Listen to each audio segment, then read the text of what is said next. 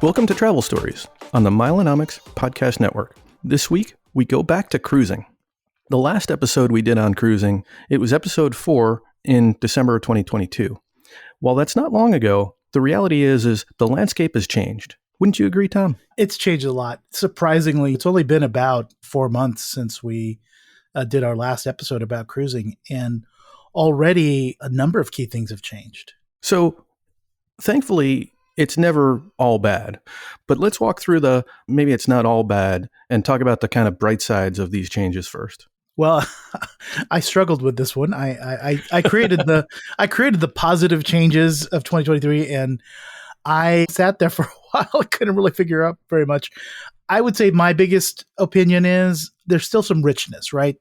There's still cheddar, there's still value in cruising, especially compared to all the other forms of travel and entertainment and vacations that people have out there. The cost of the hotels, the cost of the planes have been ever increasing. And unfortunately, cruising has also inflated some, but there are actually still some sweet spots. There's certain regions of the world where there's cruising where I've seen a lot of values. Pacific coastal, so you have a lot of these like cruising out of the West Coast, whether it be Los Angeles, San Francisco. Those seem to be strangely very inexpensive. I've seen a lot of good deals out of LA. So I think our West Coast listeners if they're not cruising, they're missing out. Alaska still seems to be pretty reasonable. I think there's a lot of capacity up there in Alaska. And I think there's very reasonable cruise fare in Alaska. Singapore, strangely enough, is another place where there's all these like 3-night, 4-night cruises. They don't go particularly very many places, but if you wanted to see, Phuket or Penang, those are some cruise itineraries that seem to be very reasonable, like $200 a person, basically, before taxes and port fees. Very, very inexpensive. Yeah, and it's interesting because you have this market that cruise lines were working before the pandemic, right? And we're seeing how they're redeploying their ships that in many cases were geared for the Asian market, right? The Chinese market. And they're sort of trying to adapt and see, okay, where do I want this ship that, had been in Asia? We see the Voyager of the Seas, which was last year in the Nordics. I think that's out of Galveston now. They're sort of, rejiggering to see what ships kind of work with different markets. And it's not just those three. I would also offer that Australia is another one where Carnival has sent, I think, 1 or 2 ships, and they just are trying to give away cabins to those members of to the VVIFP members. I completely agree with you. Australia is another market where there are definitely some deals to be had, and part of it I think is it's so hard to get to, right? Like in order to get on a cruise, at least for us North Americans, we do have to hop on a plane for a fairly long period of time. And it's not just hopping on a plane. The capacity, until very recently, with some of the recent announcements, I think Air Canada is upgauging the Vancouver to Brisbane flight from a 787 to a 777-300ER. And I think they're going 2 a day. I could be wrong. I think it's 2 a day to Sydney in the December-January timeframe for prime time to get to Australia. But with that, you've got I think there's a new Auckland to LA flight and a couple of other new capacity increases. You're still not seeing award space. You're still not seeing those prices come down. I saw an article that said, oh, hey, they're really coming down 40%. They went from 10,000 to 6,000 for a business class fare. That's still not in the art of the possible for a lot of people. Yes. I think United just announced they went gangbusters with their new United routes to Down Under. Because I think they started a whole bunch of like SFO, Melbourne, LA, Brisbane. They just went crazy. I think they announced like 3 or 4 new routes. They did, or some of them were going to every day versus had been like 3 days a week. Mm-hmm. The key there though is I don't think they released any space yet. I think it's a question of when they become bookable and then when they actually start releasing space. That might be where we start to see a change in this dynamic. But right now, it just feels so impossible to get to the South Pacific. Yeah, it's hard. I would say just going back to our original thought about what's good right now with cruising, I would say there's still a lot of options and deals and opportunities. I will say right now for me in cruising, I went a little crazy last year, as I might have mentioned in our last episode. I have more cruise opportunities than I have vacation time at this point, which is, I guess, a good problem to have. So that's going to be part of the good. I mean, there's just been so many interesting options for people. The Virgin voyages with, booking those with Virgin points. That's happened a couple times in the last few months. All these fun matches, whether it be from Carnival or Holland or even Royal Caribbean. Of course, the UR Compt, the online casino host, that's still out there as an option to kind of leverage once you get one of these casino offers. And then a lot of the land casinos. I mean, there's still all these. I know Frequent Miler has covered this in extreme, excruciating detail, which they do wonderfully. So I'm never going to even try to attempt to do it as well as they do it. But there's so many of those casino match options out there with land casinos, whether they be in Philly or Atlantic City or San Diego or Florida, where, there's all kinds of opportunities to get a free cruise from a casino on land. And I mean, I will say a lot of these opportunities do kind of, I guess, veer toward those of us that are gambling inclined or inclined to lose a little money at the tables. Well, and I think that's the thing, right? Cruise prices, just like everything else, look high on the surface of it. But if you can figure out a way to bypass that barrier to entry and get, even if it's an interior cabin at the start or one of these matches, you can kind of build off that. And we'll talk a little bit more about that as we talk about the Wonder of the Seas that we did a month ago. But really, it's that get your foot in the door and then be prepared to continue onward. But let's move to the bad, because there is some bad to talk about here.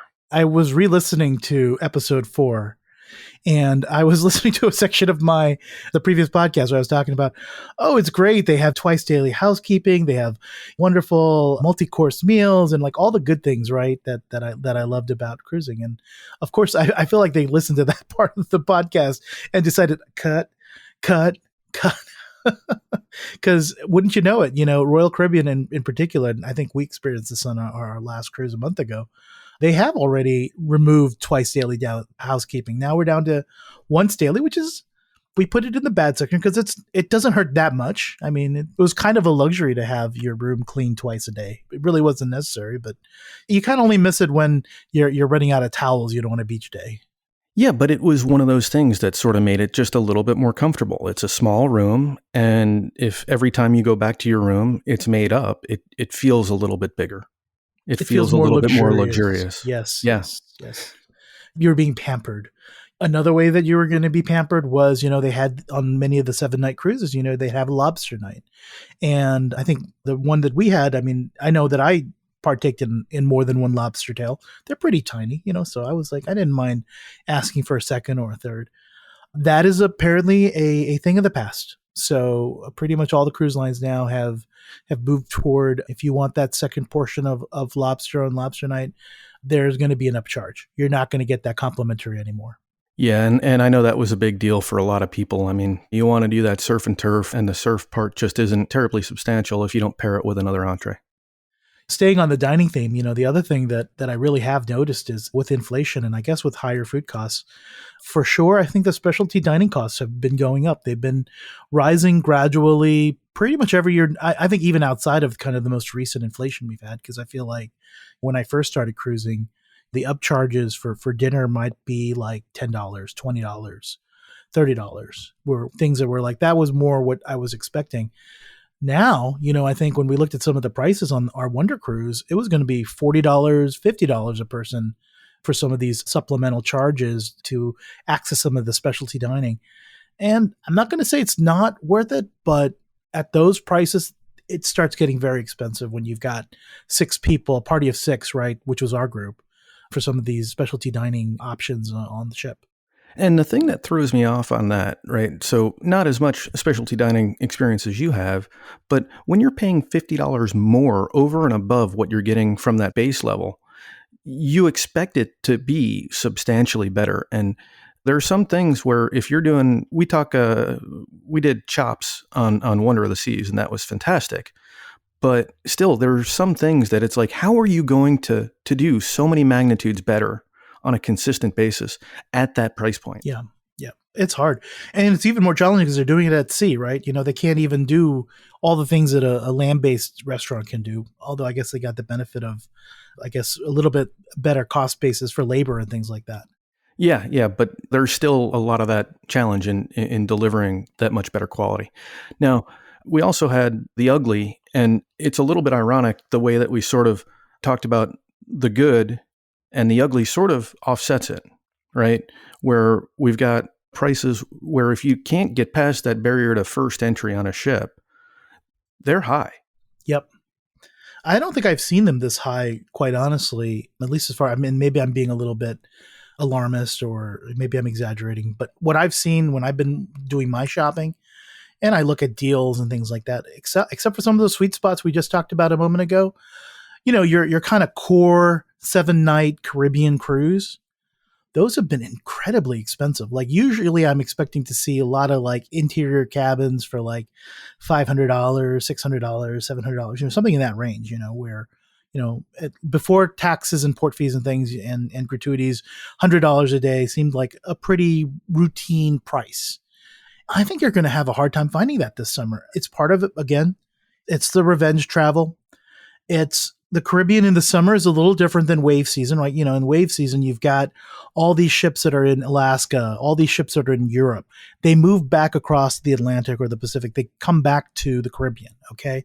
So during that wintertime, there's so much more capacity. But I'm looking at the summertime and all the people, all the families, all the kids that are, out of school, people are looking at vacation options and they have been booking cruises because I think that the inventory that's out there for people to book this summer is very, very, very heavy. I think there are probably ships out there that are like 70%, 80% booked, and it's 3 months out, 4 months out.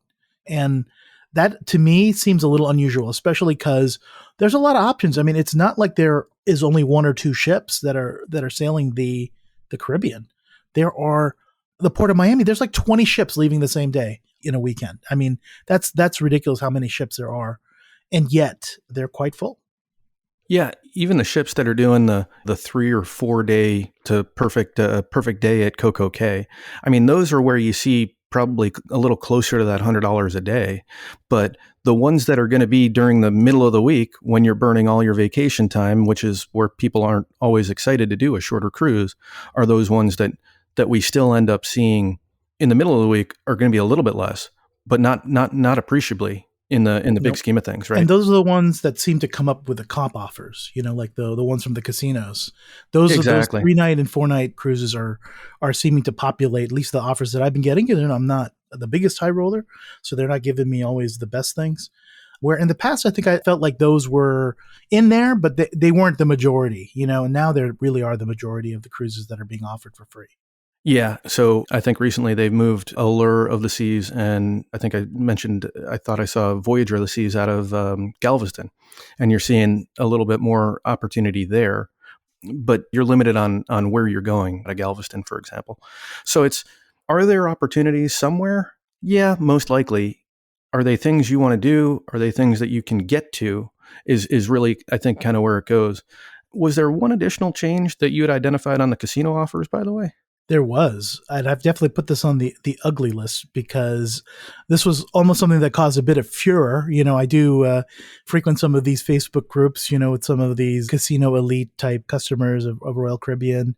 And Royal Caribbean did a very interesting thing. In fact, just recently, just in the last week or so, they've started releasing offers, complimentary offers for cruises, which up till now have almost exclusively been, and I would say exclusively, because I don't even think there has ever been that I saw a casino offer where they're not offering it as double occupancy. So just for those of you who don't know, usually when people get free cruise offers, it's usually for a couple. So if you had one person in the cabin, that's fine. Wouldn't cost any extra.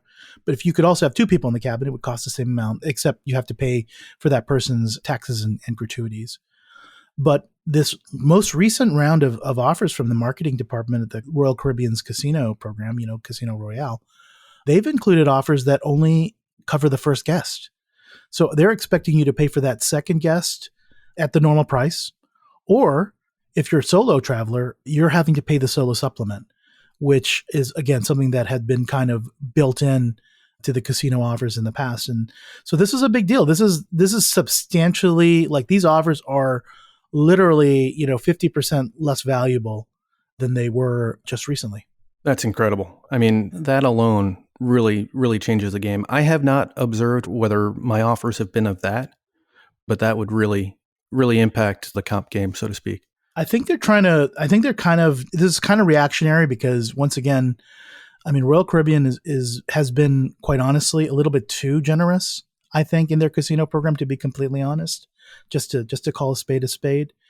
And I think, unfortunately, the pendulum, because it's swaying in that direction, and now we're in this kind of interesting period where they don't have a ton of excess capacity to offer up to their casino members. They don't have a ton of extra cabins that they weren't going to sell. They have tons of empty cabins that they're going to sell, for cash money. So suddenly they're really being a lot more selective about who they're providing these free cruises to. Before, they saw it as distressed inventory, and they were like, okay, we'll just give it to these guys. They like to cruise, they like to gamble. We'll still make some money in the end, and they probably do.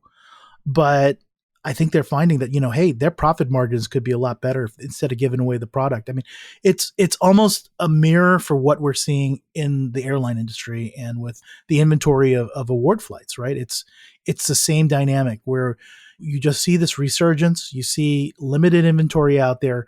You see people who are willing to pay the price, the market price, which is quite inflated at this point. And the people that they were using to kind of offload their distressed inventory, those customers are kind of left out. And it'll be interesting to see how this pendulum shifts. I think this one person, one guest free casino offer, I think that's probably the pendulum swinging too much the other direction, because suddenly you're going to make it so that people look elsewhere. They're going to be like, party's over. This isn't fun anymore. I'm going to leave for Carnival, or I'm going to leave for another company that maybe they're a little bit more generous. And, long term, this could be a bad thing for Royal Caribbean, for them and their bottom line. I don't often want to wish bad on someone or even a company, but this change is really a pretty substantial change if they roll it out widespread. They're probably testing it just like they test on other things. And hopefully that pendulum doesn't swing fully in that direction. But it is definitely, I would think it would be substantially less rewarding for a lot of the people that are enjoying cruising at the moment.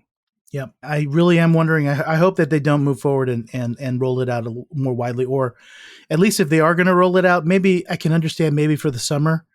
But when the fall comes around and we're starting to, and that's not too far away, by the way, because if you notice, these sometimes are leading indicators, right? Because, people are booking out cruises 2 or 3 months out, typically, even the more last minute casino comp cruises, typically the dates are, a month away or 2 months away or something like that. So I'm already getting offers that are in like September. So, when you start talking about October, November, December, January, you're starting to talk about, in that wave season, once again, where all those ships that were in Alaska, all those ships that were in Europe, they're back in the Caribbean again. And suddenly they should have some more distressed inventory, or inventory they're not going to really sell at the highest price. So they should be more generous and offer it to some of the cruisers that like to gamble. Well, we can only hope and report back as we get a little bit closer to the end of the year. So we've talked kind of the broad brush observations of cruising. Obviously a little bit more focused on Royal Caribbean, which we've had a lot more experience with in the more recent days and weeks. Why don't you set the stage for a little bit of a trip report? Both of our families did Wonder of the Seas in March. Set the stage, TK. Sure. Well, this was both of our first trips on Wonder of the Seas. She is the newest ship in the Royal Caribbean fleet, and she happens to be the largest ship in the Royal Caribbean fleet, and actually the largest ship in the world. She is a Oasis class ship. These are ships that have pretty much all the bells and whistles. I mean, when it comes to water slides, dry slides, surfing simulators, rock walls, ice skating rinks, pretty much every amenity that could go on a cruise ship pretty much is on Oasis class ships, which is what this is, the Wonder of the Seas. And this one is the largest. Again, this is one that was originally intended for the Chinese market, but of course, they deployed it instead to, the Caribbean and Europe and a couple of other places. And if I'm not mistaken, this was your first time on an Oasis class ship. It absolutely was. I was concerned that it was going to be too big and there's just going to be just this mass of humanity. And I was really surprised at how well the ship adapted.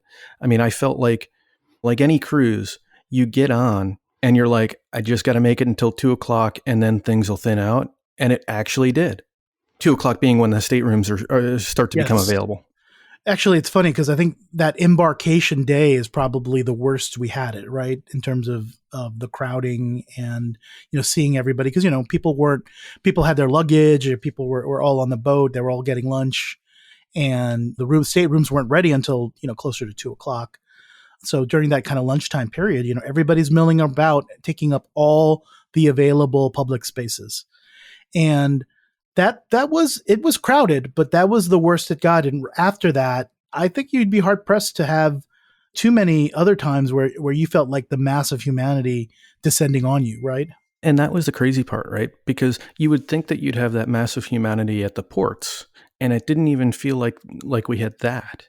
I mean, you had a little bit of a challenge getting an elevator, but that was the only problem that I observed the entire time we were on the ship from that massive humanity, other than before the staterooms opened. Yep.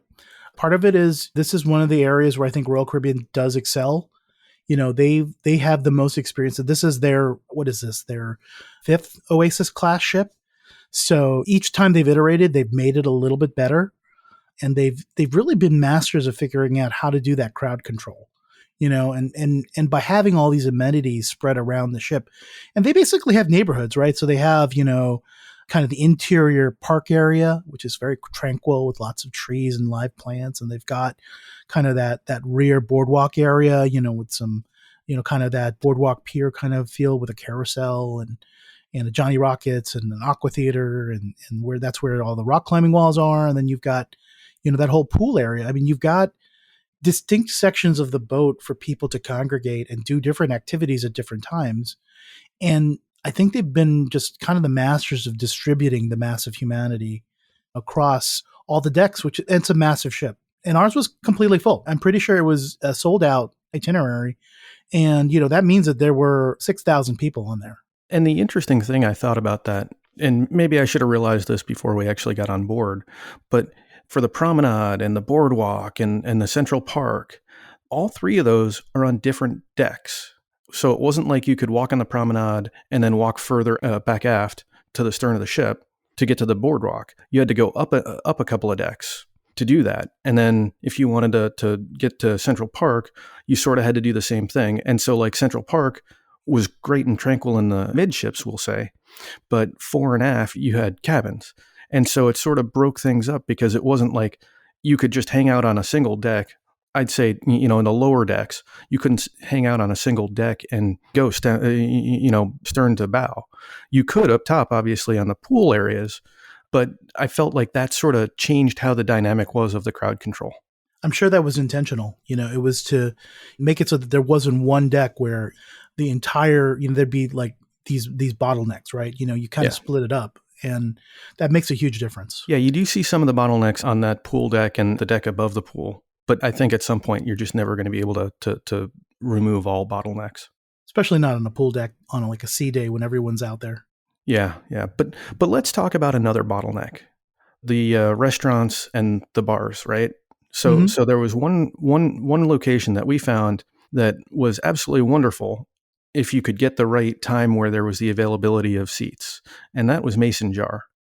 Yeah, and that one's unique to Wonder of the Seas. It's the newest kind of dining venue that Royal Caribbean has developed. And it's kind of like, it's supposed to be like a traditional, like Southern cuisine American restaurant, but they also have a lovely bar with rocking chairs and live music at night. And I think if you came for the live country music at night, you'd probably have a hard time finding a seat. But we ended up going there kind of mid-afternoon, and it was a great place to have a cocktail, wasn't it? Absolutely. And the floor to ceiling windows really helped when you're on, was that deck 14 or one of the higher decks? And you just had this bird's eye view, whether you were in port or sailing. It really felt, because of those floor to ceiling windows, it felt bigger than it really was. Mm-hmm. They had really great bourbon and other kind of whiskey type cocktails. I think we tried quite a few of them. And I think the moonshine whiskey. I think I'm trying to remember now what it was called, but I definitely had my favorite. And what's interesting is they do serve them in little mason jar glasses, but toward the end of the toward the end of the voyage, we noticed they were running out of them, and then eventually they had none of them left. I dare say some people were taking those home with them as a little souvenir. I kind of wish that I had figured that out earlier in the voyage. They were cool. They had the mason jar branding, which I thought was a nice touch. I mean, that's the sort of thing that I feel like Royal Caribbean kind of does well. They put in a little bit of that extra effort for the branding, even for the cocktails and stuff. And one area where they really went above and beyond, I thought, from a cocktail standpoint, was Wonderland. Yeah, Wonderland is another one of their specialty dining restaurants, and they kind of specialize in like deconstructed and molecular gastronomy, which means actually certain people of a certain age and generation are probably not going to like it. How politically correct of you. That being said, we saw a lot of families, a lot of kids, and it does have this Alice in Wonderland, hence the Wonderland name. It does have that lovely theme, and people are in costumes, and the furniture and the entire restaurant are, of course, themed to the utmost. And so it's really a lovely place. I've dined there a couple times. Again, this is another one of these specialty dining venues where, the upcharge is going to be high, and it's going to be, that $50 kind of range if you don't have it as part of some sort of dining package. And I think we decided not to eat there, but we did actually go there more than once. But this time we went for cocktails, right? Yeah, and the cocktails I thought were really, really good. A couple of martinis. I felt like they specialized in martinis. And they had a red pill and a blue pill. I'm trying to think of what they would have equated to. And yeah, I'm trying to think drawing a blank. I'm trying to blank at what they're equivalent to, but they had they were sweetened by cotton candy. At least one of them was. So it was it was kind of a sweet cocktail. Again, just fun. It was a lively place. The theme was wonderful. It was a fun place to hang out for a little while, and another bar to frequent, on this massive ship, another option that you had. And this one was kind of unique in that it was midships and looking backward on the boardwalk. So you even sort of had a view, even if you were just in the bar, it wasn't just of the restaurant. You had a little bit of this kind of 2-story window of the boardwalk. Yep. It's a very nice venue. Definitely would suggest people check it out when they're on either Wonderland, a couple of the other Oasis class ships that have it on there. The other thing that I noticed on this Oasis class ship is the buffet is in a different location than pretty much on any of the other Oasis class ships. It's actually one deck below where the buffet usually is. And on this boat, they've, I think, utilized that space for more suites and maybe one of the suite restaurants. But by doing this, they've really expanded the size of the buffet and the layout. So it's so much better laid out. There's so much more seating. I feel like the crowd control and, the bottlenecks are much better distributed. So once again, it's another example of Royal Caribbean, kind of engineering the crowd control in really busy places like the main buffet, the Windjammer Cafe in this case. Yeah, I agree with everything you said there. It felt just a little bit roomier. And you just think of these buffets as just about as chaotic as an area on the ship gets. And this one was just a little bit less chaotic. Considering it was a fully booked boat ride, yeah, I was surprised how calm and, how easy it was for us to find seating, actually. Absolutely. So do you want to jump to entertainment or do we want to talk casino next? Let's talk a little bit about the entertainment because, this is another way that I think some of these larger ships do distinguish themselves. So you got to actually experience a couple of venues that you didn't get to try on Voyager of the Seas, right? Your last Royal Caribbean cruise, only because some of these venues are only available on these Oasis class ships, right? Yeah. So that big area on the boardwalk at the stern of the ship, the back of the ship, I should say, for those that don't have sea legs, you've got this big aqua show. And I thought that was pretty impressive. I mean, you've got, high diving. They even had a tightrope walker that kind of walked away. They have slack rope, I think is I think one another version of that they had, like not necessarily the high wire, which was like above us, right? But then they had that, but they also had the slack wire, right, where they had kind of more at a lower level where the actual line dipped into the water at times. Yeah, yeah, and then they added some more technology too. So they had some other kind of suspended components of the show, whether it was this big kind of camera that sort of circled around the area, right? So like over near the stage, over kind of the audience, getting the audience involved, and then they had one of the other kind of gymnasts that kind of was doing a variety of things on. Oh, what is it when they have the suspension thing? Yeah, I don't know what you would call it, but you could just think of it as just wire work, where Yeah, they've wire got. work. There you go. Yeah. But I thought that was really impressive. Just the way they sort of had the stages that sort of went up and down, so to speak, in the pool that allowed, in some cases, significantly high diving, and in other cases they were bringing it up, and the performers were in just like ankle deep water. It was just a really interesting symphony of experience there. Yeah, I really do think they invest a lot of money in these aqua shows. I think it's a differentiator. I think the quality of it is probably very similar to what you might see in like a Las Vegas kind of show. Definitely the production value. They're spending a lot of money on performers and technology and effects and things like that, and it shows. And it's very entertaining. It's unique. Even though you have 5 different Oasis class ships, they all have a unique aqua show, so they don't repeat a lot of the same elements. And even if they do, there's going to be different music, different performers, and different choreography, on anything that is the same. And then of course you do have the high diving as well. You have these high divers diving off of, I don't know, like probably 100 feet up in the air into that pool, or higher. I mean, there's some very high dive platforms. There's like 2 or 3 levels. Yeah, at some points, I think I missed some of the high divers were up there until I saw them on their way in, because those two stanchions pillars are so high that they're not really in your field of view when you're focused on the stage. And I think that's how I would kind of attempt to quantify or paint the picture for how high some of these high dives are that they do on this particular show. But they also have, kind of going from the water side, you've also got the ice skating, which we've done 2 cruises, we've done 2 ice shows, and that is our daughter's favorite show. And she just gets so excited. You get down into that area, the ice skating rink, and you just have that feel about it, because it's not that big. It almost feels a little bit more intimate than some of the other show venues. I would agree. It's probably the most intimate of the big venues that we saw that. And you do get up, and I would recommend actually you go there early so you can kind of get pretty close to the ice, because that experience being close up, I think is great. And even if you're in the back though, you're still a lot closer than you would be, let's say, in the back half of the main theater. Yeah, absolutely. And I think that's one of the benefits. It also doesn't seem to get as loud. As a parent of a toddler, sometimes the volume is a concern. So I just say that for others with young ones. The volume doesn't always get as loud as like the Aqua Show or the effectors in the main stage, for example. How was the effectors in the main stage? They had this Effectors 2. I didn't have the luxury of seeing Effectors 1, but essentially we did see the creating of Effectors 1 on the streaming TV in the room.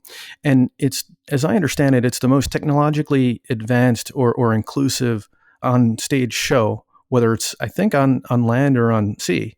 They use a bunch of drones. They use a lot of wire work. They even have some almost vehicles that get connected to the wires for being over the stage, over the audience. Overall, I thought it was an interesting narrative, an interesting story, but the area where they really exceeded the expectations were, those special effects. There was one quote unquote hero that they had that was suspended over the audience, and they would put lasers on her hands, and they did it like the timing and the location. Everything was absolutely perfect to make it look like she was, shooting lasers or energy out of her hands. And to do that without like the special effects of that Marvel has that they do after the fact and all that other stuff.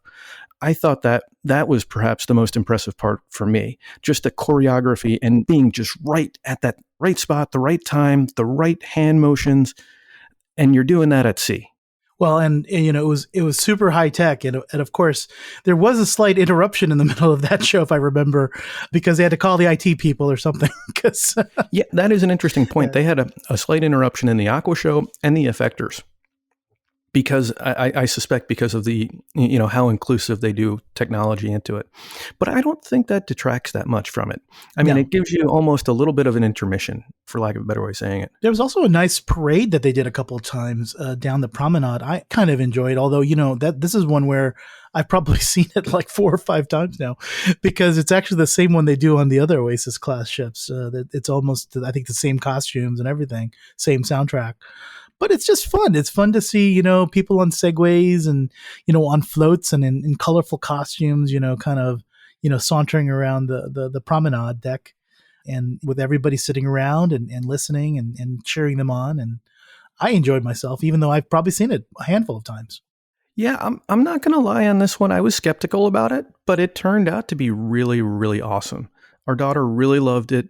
We were really close to the entertainers. They're literally walking by at like 6 feet or so. They engaged. They That's were right. engaging with the kids. The majority of them had smiles, and they had all these different. You had colonial kind of dress. You had Asian mariners dress. You had pirates. You had all these different The themes. cast was huge. There was like, what, 30 or 40 people at least that were part of this parade. It had to have been, and really just the fact that you go to these shows and you're not really engaging with them, right? Because you're just watching them do their art, and they're very good at what they do. Don't get me wrong, but the cool part is when you see all these entertainers, and one or two actually just are so happy to be there that they engage with the kids as they're going by, and just the smile on their faces. You know what the secret there is? I think some of that cast is from Adventure Ocean. It's from the kids club. I think some of Ah. those, I think some of the people in that parade are coming down from the kids area to be extras for this parade. That's probably why they were so good at that.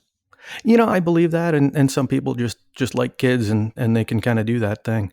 But yeah, I thought that was. I didn't expect to enjoy that as much as I did, and I think that's definitely something that we'll include in the future, even if it is the same show. Although you kind of ruined it for us. Let's switch topics. Let's talk a little bit about something that's pretty much nothing to do with the parade or kids. Let's talk about the casino, which is, again, something very unique on this ship. So to start, they had something called the Golden Room. What's the Golden Room? Yeah, so the Golden Room was perhaps my favorite place to be because it was the smoke-free version of the Yes. casino. It's a little bit of a distance away from the main casino, and they don't have as many options, and they didn't have. I think they only had like 2 or 4 tables, and the minimums were a little bit higher than I like to play. But they had a couple of really good machines, and again, they had the no smoking, which I felt like. Even if the drink service is a little bit slower and don't have It's all worth the the compromise, excitement. isn't it? Yeah. Oh, it's I totally think, worth the yeah, compromise. it totally is. And this is what used to be the Jazz Club in a lot of the other Oasis class ships. They've unfortunately, I guess, gotten rid of it, but you still can get jazz in Central Park every night. That's, I think, what they did instead, is that you really had the jazz band play up there instead of in the Jazz Club, which was definitely an underutilized venue, I think, on the other ships. Yeah, and I'll say this was not an underutilized venue on the Nope. Wonder. That area, it was hard to get a seat, but when you got a seat, you didn't really want to give it up. Yeah, we went. We had a couple of good spins on some of those machines in there. Yeah, actually, when you think about it, that's where I think we had our best spins too. I would agree. I think we had the most luck in that room. That room also had something that's also a unique thing that I've not seen on any other Oasis class ship, and that was a small buffet. You're right. They did have the casino appetizers.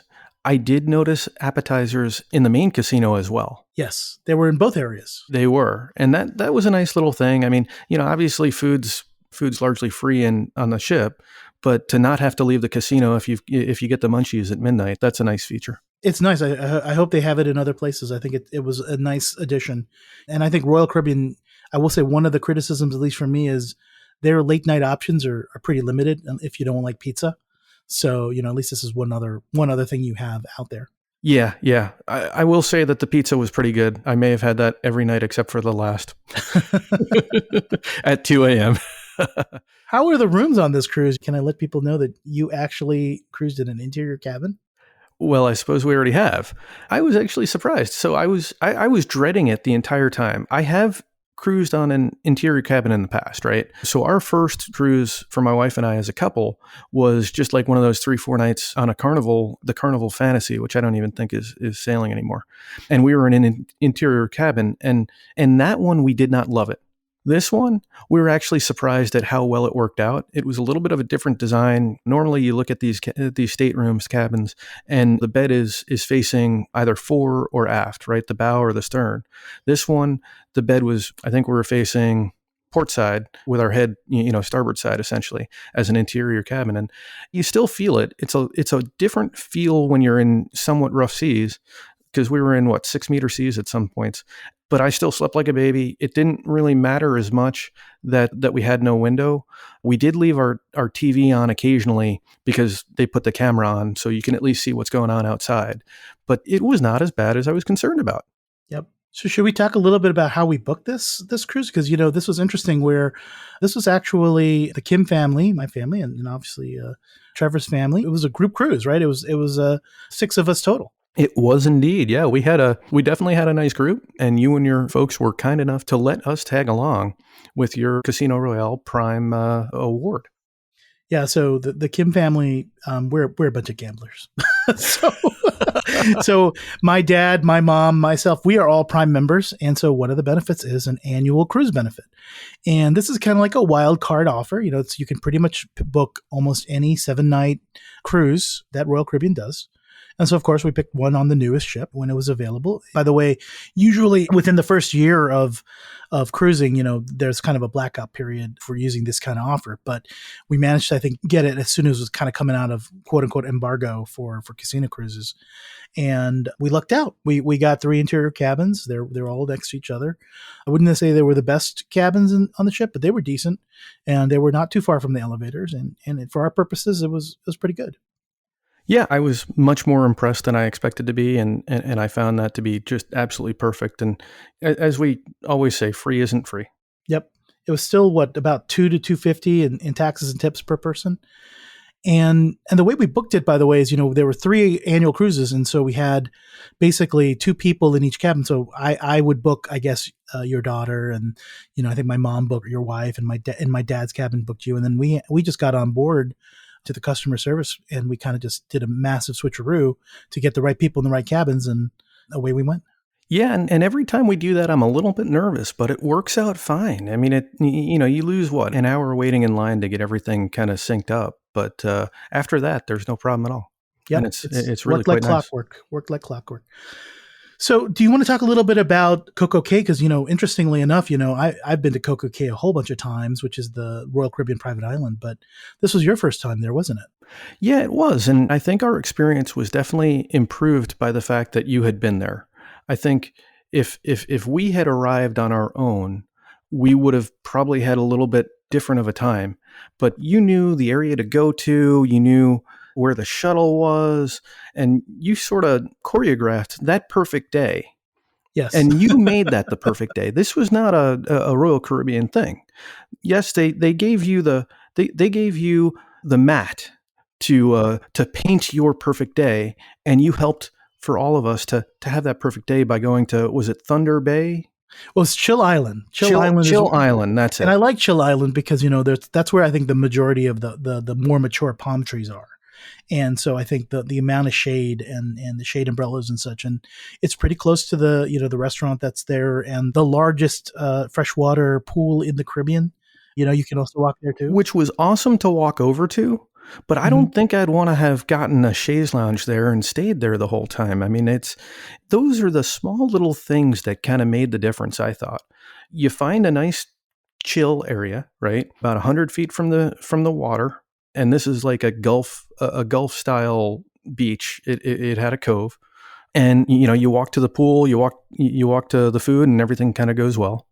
But yeah, I think that was choreographed because of your experience there, and we had a wonderful time. I'll take some credit, but yeah, I think one of the things you do get is you get a bit of analysis paralysis, because you go in just like you've got, go to the grocery store and you've got, 5 different brands of toilet paper and you don't know which one to pick.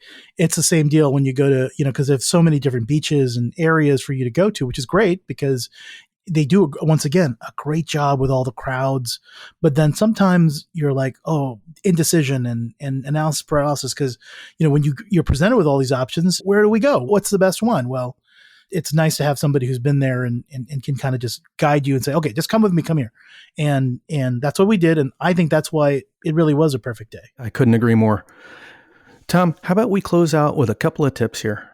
That sounds like a great idea. So I've got a couple ones, and we kind of alluded to it a little bit earlier because, let's start with the first fact that, once again, specialty dining is extraordinarily expensive these days.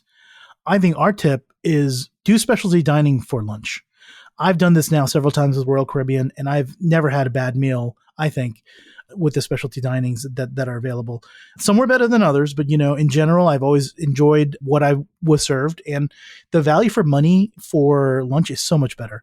So I think on this trip, we did Chops Grill, all of us together, right, which is their steakhouse. And it only ended up costing about $20+ before tip and taxes and things. So not crazy, considering that dinner is nearly 3 times that price. And honestly, I think what we were served is about 90% of what you would have gotten for dinner. We just had an extraordinarily amazing lunch. Yeah, I don't know how you triple the costs. I don't know how you triple the experience that we had for lunch there. I definitely agree there. I think that's where some of the gold is, go and definitely on a Royal Caribbean ship, get Chops lunch for, book that and book it before you get on, because I believe if we had booked it on board, it would have been a little bit more expensive. So that price I think I mentioned was pre-booking it for the 6 of us. You think about the main dining room for dinner, cultivate that relationship with your waiter and the assistant, and maybe you get a little bit better of an experience. If you like a particular beverage, they might have that particular beverage ready for you. If you prefer a type of roll and not another type of roll, they often will try to have those different pieces kind of prepared for you if they're able to. Yeah, I would say, once again, the fact that specialty dinner is so expensive, and the fact that the main dining room is so good. We had main dining room pretty much every night for dinner. I think we left happy customers.